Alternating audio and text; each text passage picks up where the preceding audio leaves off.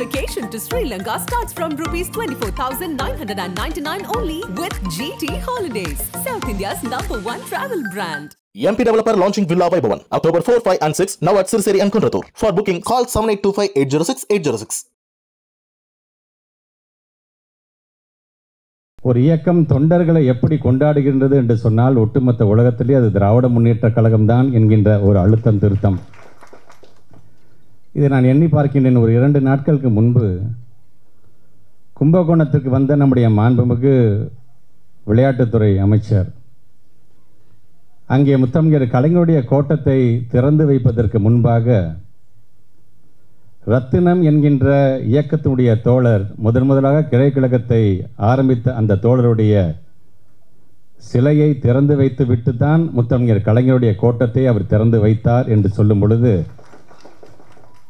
ஒரு இயக்கம் தொண்டருக்கும் சிலை வைத்து பெருமைப்படுகிறது என்று சொன்னால் அது நம் இயக்கத்தை தவிர்த்து வேறு எந்த இயக்கம் இருந்துவிட முடியும் என்கின்ற வகையில் அண்ணன் குணசேகரனுடைய உரை அமர்ந்திருந்தது. உரையாற்றி அமர்ந்திருக்கின்ற நமது எழும்பூருடைய சட்டமன்ற உறுப்பினர் அண்ணன் பரந்தாமன் அவர்கள் தொடர்ந்து இந்த இயக்கத்தில் தன்னால் என்ன செய்ய முடியும் என்கின்ற வகையில் இயக்கத்தினுடைய பெருமைகளை எல்லாம் தனக்கு கிடைக்கின்ற வாய்ப்புகளை பயன்படுத்தி தலைவர்களை பற்றியெல்லாம் அவர் உரையாற்றுகின்ற அந்த பாங்கினை தமிழ்நாடு முழுவதும் நாம் கண்டு ரசித்து கொண்டு தான் இருக்கின்றோம். உரையாற்றி அமர்ந்திருக்கின்ற தமிழ் கேள்வி என்னுடைய அன்பு சகோதரர் மூத்த பத்திரிகையாளர் செந்தில்வேல் அவர்கள் அவர் உரையாற்றும் போது உத்தரப்பிரதேசத்தில் நடந்த ஒரு நிகழ்வை இங்கே மிகவும் அந்த சோகம் துணிந்த தோணியில் அவர் உரையாற்றியதை நாம் பார்த்தோம்.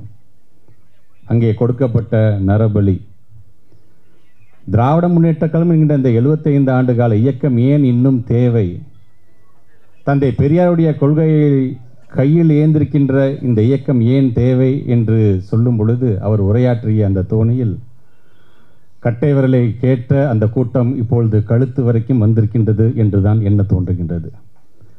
ஆக அதற்கு நாம் நம்முடைய குரலை இன்னும் அதிகமாக ஒலிக்க வேண்டிய மிகப்பெரிய கடமை நாம் ஒவ்வொருவருக்கும் இருக்கிறது என்பதற்காக இதை நான் சொல்கின்றேன்.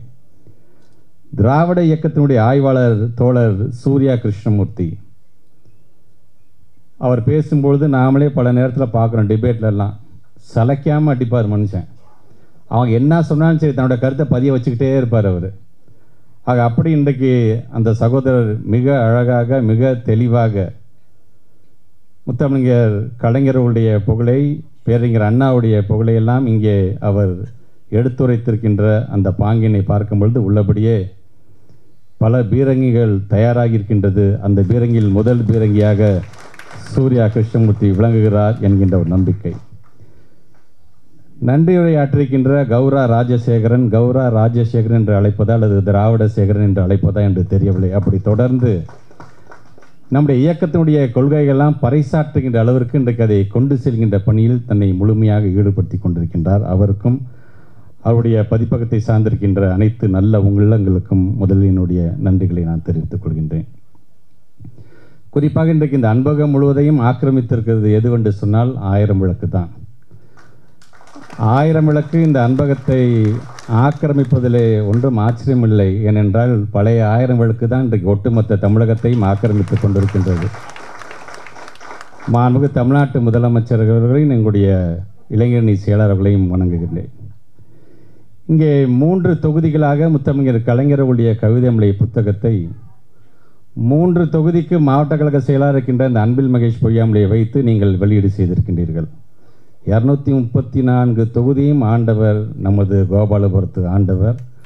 ஆக அவருடைய கவிதை மலை, அதுவும் குறிப்பாக அண்ணன் லெனின் அவர்கள் சொன்னது போல நாட்டுடைமையாக்கப்பட்டு நடைபெறுகின்ற முதல் நிகழ்ச்சி என்று சொல்லும் பொழுது நாம் அனைவருமே அந்த வரலாற்றில் இடம்பெற்றிருக்கின்றோம் என்கின்ற பெருமையோடு தான் இந்த நிகழ்வு நடைபெற்று கொண்டிருக்கின்றது. பத்திரிகை துறை ஊடகத்துறை சார்ந்திருக்கின்ற நண்பர்களுக்கெல்லாம் என்னுடைய வணக்கங்களை நான் தெரிவித்துக் கொள்கின்றேன்.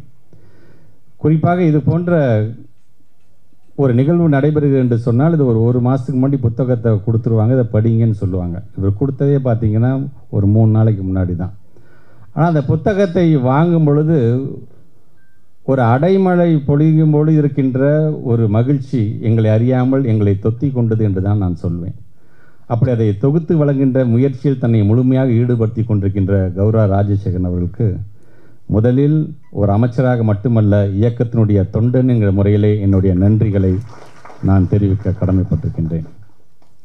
தந்தை பெரியாரிடம் இலக்கியம் என்றால் என்ன என்று கேட்கும்பொழுது பெரியார் சொல்வாராம் பதில், இலக்கியம் என்றால் மனித உயிர் வாழ்வதற்கான செய்திகளை சொல்வது மட்டுமல்ல, மனித சமுதாயம் வளர்ச்சி பெறுவதற்கான செய்தியை தரக்கூடியதாக இருப்பது தான் சரியான நல்ல இலக்கியமாக இருக்கும் என்று சொன்னவர் தந்தை பெரியார். ஆக அதையும் இந்த புத்தகத்தில் இருக்கின்ற கவிதை நம்முடைய முத்தமிழர் கலைஞர் அவருடைய வழியில் வந்த அவர் பல நேரங்களில் இது போன்ற கருத்துக்களை பகுத்தறிவு சார்ந்த கருத்துக்களை எடுத்து சொல்வதில் வல்லவராக அதை தொடர்ந்து செய்தவராக இருந்தவர் முத்தமிழர் கலைஞர். சிந்தித்து பார்ப்பவர்களெல்லாம் நல்ல ஒரு பேச்சாளர்களாக வரலாம். சிந்திப்போம், அதை செயலாற்றுகின்ற வகையில் பேச்சாற்றலுக்கு நாம் முக்கியத்துவம் வழங்குவோம். ஆனால் வெறும் சிந்தித்து பேசுவது மட்டுமே கவிதையாகிவிட முடியாது. சிந்திக்க வேண்டும், அதை மனதார நெகிழ்ந்து உணர வேண்டும். அப்படி உணரும்போது தான் ஒரு நல்ல கவிதை பிறக்கும் என்று சொல்வார்கள். நல்ல கவிதை என்று வரும்பொழுது அந்த கவிதையில் மக்களுக்கான பல்வேறு நல்ல செய்திகள் அடங்கிட வேண்டும். அந்த செய்திகள் மூலமாக மக்களுக்கான பல்வேறு நல்ல கருத்துக்கள் வழங்கிட வேண்டும். அப்படி வழங்கும் பொழுதுதான் அந்த கவிதை முழுமையடைந்த ஒரு பாராட்டுக்கு உரிய கவிதையாக இருக்கும் என்று சொன்னவர் பேரறிஞர் அண்ணா அவர்கள். ஆக அப்படி முத்தமிழர் கலைஞர் அவர்கள் சிந்தித்தார், கவிதை எழுதினார், சுவைப்பட எழுதினார், மக்களுக்கான கருத்துக்களை வழங்கினார், பயனுள்ள செய்திகளை தந்தார். அதை தொடர்ந்து செய்து கொண்டிருந்தனால்தான் இன்றைக்கு இந்த இயக்கத்தை 50 ஆண்டு காலம் தன்னுடைய எழுத்தால் கட்டி போட்ட ஒரு தலைவராக இன்றைக்கு விளங்கி கொண்டிருக்கின்றார். அன்பில் மகேஷ் பொய்யாமொழி பேசப் போகிறான் என்று சொன்னவுடன் இவன் பசுமாட்டை பற்றி பேசப் போகிறானா அல்லது கட்டப்பட்ட அந்த மரத்தை பற்றி பேசப் போகிறானா என்கின்ற எண்ணம் உங்களுக்கு வந்திருக்கும். என்னை பொறுத்த வரைக்கும் பசுமாட்டுக்கும் மரத்திற்கும் இடையில் இருக்கின்ற கடமை கண்ணியம் கட்டுப்பாடு என்ற கயிறை பற்றி தான் நான் பேச இருக்கின்றேன். அதுதான் எங்களை பேச வைக்கிறது என்கின்ற அந்த பெருமை மேடையில் அமர்ந்திருக்கின்ற எங்கள் ஒவ்வொருவருக்குமே உண்டு.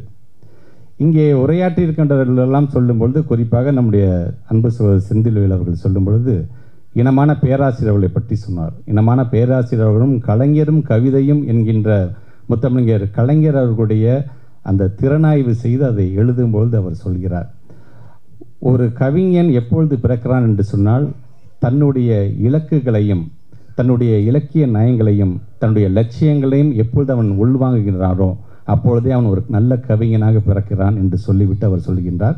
நம்முடைய முத்தமிழர் கலைஞர் அவர்கள் எப்படி கவிஞனாக வந்தார் என்று சொன்னால் அவருக்கான இலக்குகளையும் சொல்லியிருக்கிறார், இலக்கியங்களையும் சொல்லியிருக்கிறார், லட்சியங்களையும் சொல்லியிருக்கின்றார். அதனால் தான் சொல்கின்றேன், முத்தமிழர் கலைஞர் போன்ற ஒரு கவிஞரை நான் பார்த்ததில்லை என்று அவர் திறனாய்வை எழுதுகின்றார்.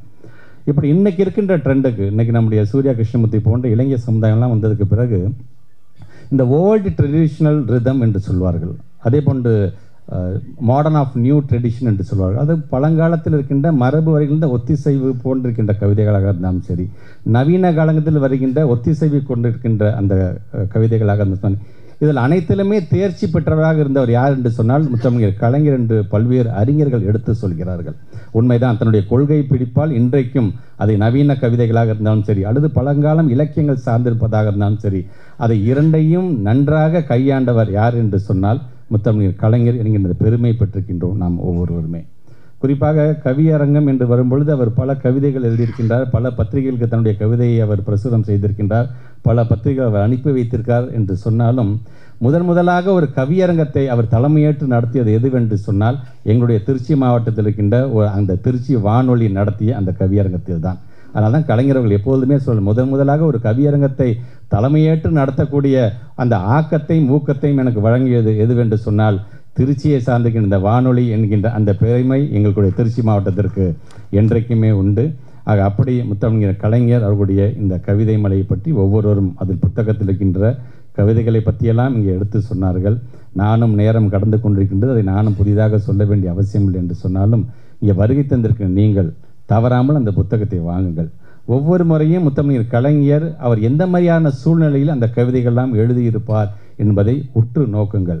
இன்றைக்கு பவழ விழா காண இருக்கின்றோம். இது முடிந்த பிறகு எல்லா மாலை நாம் காஞ்சிபுரம் நோக்கி நாம் செல்ல இருக்கணும் என்று சொல்லும் பொழுது நான் நம்முடைய மனதில் நிறுத்தி கொள்ள வேண்டியது ஒன்றே தான். கோவையில் என்ன பேசும் பொழுது யாராவது பேருங்கிற அண்ணாவை பார்த்துருக்கோம்னு சொன்னால் 1-2 பேர் தான் கை தூக்குறோம். இன்றைக்கி நம்ம பார்க்கல. ஆனால் நம்முடைய மனக்கண்ணை நாம் இப்படி நாம் வைத்துக்கொள்வோம். இப்பொழுதும் ஈரோட்டிலே தந்தை பெரியார் அவர்கள் தன்னுடைய வாக்கிங் ஸ்டிக்கை வச்சுட்டு இங்கே நடக்கிறாருன்னு மனசில் நீங்கள் வச்சுக்கோங்க. அவர் அங்கேருந்து ஃபோன் பண்ணுறாரு, இங்கே நுங்கம்பாக்கத்தானு பேருங்க அண்ணா ஃபோன் எடுக்கிறாரு, அண்ணாவோட அவர் உரையாட்டுக்கிறாருன்னு வச்சுக்கோங்க. அண்ணா இங்கே அடுத்தபடியாக இங்கே அவருடைய உயிர் தம்பியாக இருக்கின்ற முத்தமிழ் கலைஞருக்கு கோபாலபுரத்துக்கு ஃபோன் அடித்து இப்போ தான்ப்பா தந்தை பெரியார் பேசினார், இந்த பிரச்சனைலாம் இருக்கான் சமூகத்தில், இதை நம்ம எப்படி தீர்த்து வைக்கலாம், நீ ஒரு கட்டுரை எழுது, நான் ஒன்று எழுதுகிறேன், நீ முரசொலியில் வெளியிடு, நான் நம்முடைய திராவிட நாடை நான் வெளியிடுறேன், இது மக்களுக்கெல்லாம் கொண்டு சென்று இப்படி உரையாட்டுக்கிறாருன்னு வச்சுக்கோங்க. நீங்கள் இப்போ இவங்க 3 பேரும் சேர்ந்து ஒரு கான்ஃபரன்ஸ் கால் போட்டு பேசுகிறாங்க. சரி, நமக்கான வாய்ப்பு இப்போ எல்லாமே பார்த்தீங்கன்னா சித்திரந்தன் சாலையில் இருக்கின்ற நம்ம தம்பிக்கிட்ட போயிடுச்சு. நம்முடைய தம்பிக்கிட்ட இதெல்லாம் எடுத்து சொல்லி உடனடியாக இதையெல்லாம் நம்ம செய்கின்ற பணியெல்லாம் நம்மை முழுமையாக ஈடுபடுத்தி கொண்டால் எப்படி இருக்கும், உடனே தம்பிக்கு ஒரு ஃபோனை போடு அப்படின்னு சொல்கிறாங்கன்னு வச்சுக்கோங்க. இன்றைக்கி இப்படிப்பட்ட இந்த மூவரின் உருவமாக நமக்கு இருக்கின்ற ஒரு கையிருப்பாக, திராவிட கையிருப்பாக நம்முடைய மாண்புமிகு தமிழ்நாட்டினுடைய முதலமைச்சர் இருக்கின்றார். சட்டமன்றத்திலே பல்வேறு அறிவிப்புகள் வரும்பொழுதெல்லாம் நாங்கள் நெகிழ்ந்து போவோம். நான் கூட சட்டமன்றத்தில் பேசும்போது சொல்லுவேன், நான் ஒரு பால் 6 அடித்தா பரவாயில்ல, போடுற எல்லா பாலையும் இப்படி 6 அடிச்சுட்டே இருந்தீங்கன்னா இந்த எதிர்க்கட்சிக்காரங்க வேறு என்ன தான் வேலை இருக்கின்ற போகுது என்று கூட நான் சொல்வேன். அதில் நான் மிகவும் நெகிழ்ந்தது என்று சொன்னால் பல்வேறு திட்டங்களை, பல்வேறு ஒரு சீரமைப்புகள் நம்ம கொண்டு வந்து கொண்டிருக்கின்றோம். ஆனால் நான் இன்றைக்கும் நெகிழ்ந்து பார்ப்பது எது என்று சொன்னால், அவர் ஒரு அறிவிப்பு அறிவிக்கிறாரு. அதாவது ஈழத்திலேருந்து வந்திருக்கின்ற நம்முடைய தொப்புள் கொடி உறவுகள்லாம் அவங்க வந்து அகதிகள் முகாம்னு சொல்லாதீங்க, அது மறுவாழ்வு மையம்னு சொல்லுங்கள் என்று சொன்னது மட்டுமல்ல, நம்முடைய சட்டமன்ற வரலாற்றிலே அந்த மறுவாழ்வு மையத்தெல்லாம் சீரமைப்பதற்காக 340 கோடி ரூபாய் நான் ஒதுக்குகிறேன் என்று சொன்னார். பார்த்தீங்களா, அங்கே தான் நிற்கிறார் முத்தமிழர் கலைஞருடைய வாரிசாக நம்முடைய தலைவர். இன்னும் என்னால் அது மறக்க முடியாத ஒரு அறிவிப்பாக நான் பார்க்கின்றேன். அப்படி இன்றைக்கு எல்லோரும் இந்த கவிதை மொழியை பற்றி பேசுகிறோம் என்று சொன்னால், ஒவ்வொரு நம்முடைய செலியன் சொன்ன மாதிரி ஒவ்வொரு தொண்டனும் முத்தமிழர் கலைஞருடைய கவிதையை பாடுவான். என்ன கவிதை தெரியுமா பாடுவான்? 5 வார்த்தைகள் கொண்டிருக்கின்ற அந்த கவிதைகள் தான் என் உயிரினும் மேலான அன்பு உடன்பிறப்புகளே. முத்தமிழர் கலைஞர் என்று சொன்னாலே நமக்கு வருகின்ற கவிதையே அந்த கவிதையாகத்தான் இருக்கும். ஆக அந்த கவிதையோடு சேர்த்து வருகை தந்திருக்கின்ற இந்த அரங்கத்தில் கூடியிருக்கின்ற உங்கள் அனைவரையும், குறிப்பாக இந்த நல்ல நிகழ்வில் என்னையும் அழைத்து பெருமைப்படுத்தியிருக்கின்ற உங்கள் அனைவருக்கும் மீண்டும் ஒரு முறை என்னுடைய நன்றியை தெரிவித்து இந்த உரையை நிறைவு செய்கிறேன். நன்றி, வணக்கம்.